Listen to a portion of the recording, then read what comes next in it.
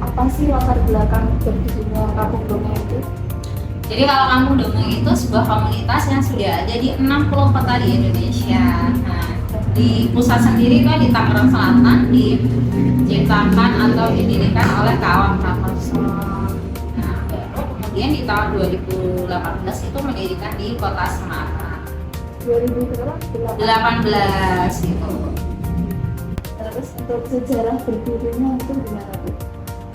Sejarah berdirinya ya karena Kak Awam itu dia bergerak seorang diri, dia mendongeng ke seluruh pelosok negeri dan dia sadar bahwa ternyata saya nggak mungkin melayani Indonesia itu sendirian.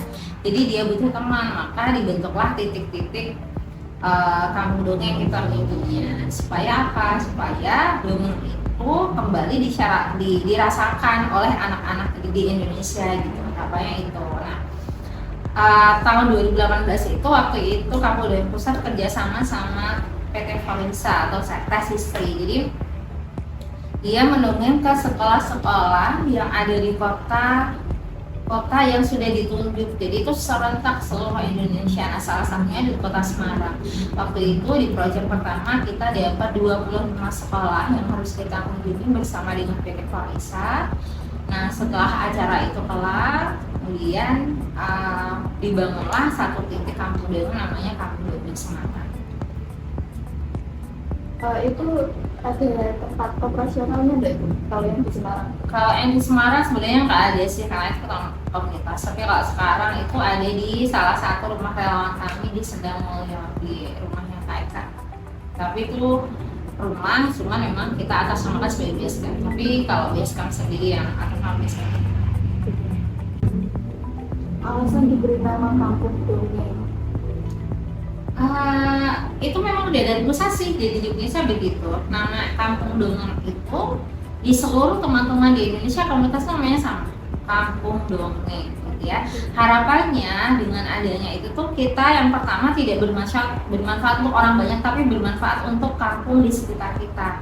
Jadi untuk anak-anak di sekitar base camp kita. Jadi jangan sampai kita mendongeng ke sana-sana tapi anak di sekitar kita ini nggak ada gitu ya. Jadi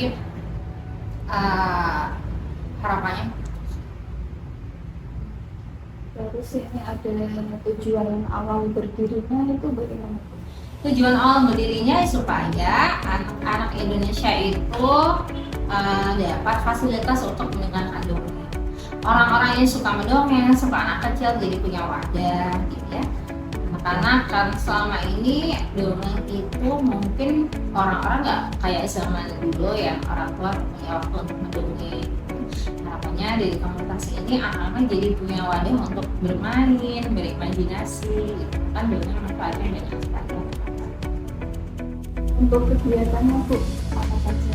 Atau Kalau- mendongeng atau gimana? Kalau kegiatannya, kita punya satu kegiatan wajib namanya Pekan Ceria. Pekan Ceria ini kita laksanakan setiap 1 bulan sekali, biasanya yang dibiasakan, tapi selama ini selalu diminta di tempat-tempat umum, misalnya perpustakaan Jawa Tengah, terus kita minta kami itu, atau kita menyelenggarakan di Taman Indonesia Karya, di mana. Nah, biasanya kegiatannya adalah seputar dongeng, senam, fun games, terus craft atau sains gitu ya.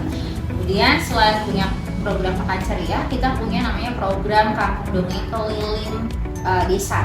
Jadi biasanya kita main ke teman-teman di Kabupaten Semarang. Jadi kita kunjungan ke sekolah di sana atau ke teman-teman komunitas. Salah satunya yang pernah kunjungi itu Oma Cikal atau Desa Menari. Nah, biasanya kita bermain sama anak-anak yang ada di desa sana.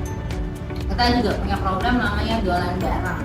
Dolan Bareng itu program berbayar yang memang kita sediakan untuk orang tua dan anak untuk bisa bermain selama setengah hari. Biasanya antara jam 8 sampai jam 11. Nah, ini biasanya kerjasama sama pihak ketiga. Misalnya kita kerjasama sama Reso atau tempat-tempat lain.